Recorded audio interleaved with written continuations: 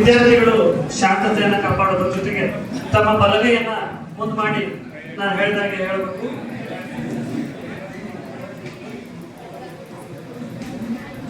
ಶಾಂತತೆ.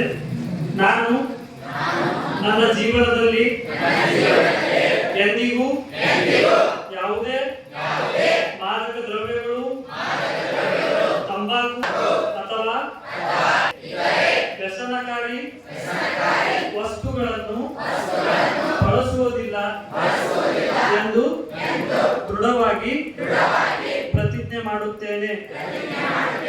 ಯುವ ಜನತೆಯನ್ನು ಮತ್ತು ದೇಶದ ಭವಿಷ್ಯವನ್ನು ದುಶ್ಚಟಗಳಿಂದ ಕಾಪಾಡಲು ಸದಾ ಜಾಗೃತಿ ಮೂಡಿಸುತ್ತೇನೆ. ಆರೋಗ್ಯವೇ ಭಾಗ್ಯ ಎಂಬ ತಿಳುವಳಿಕೆಯೊಂದಿಗೆ ಉತ್ತಮ ಮತ್ತು ರಚನಾತ್ಮಕ ಜೀವನವನ್ನು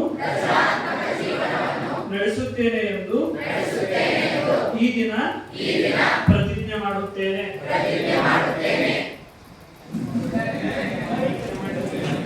ಅಂಗವಾಗಿ ಭಿತ್ತಿ ಪತ್ರಗಳನ್ನ ತಾಲೂಕಾ ಆರೋಗ್ಯ ಇಲಾಖೆ ಹಾಗೂ ಮಹಾವಿದ್ಯಾಲಯದ ಸಹಯೋಗದೊಂದಿಗೆ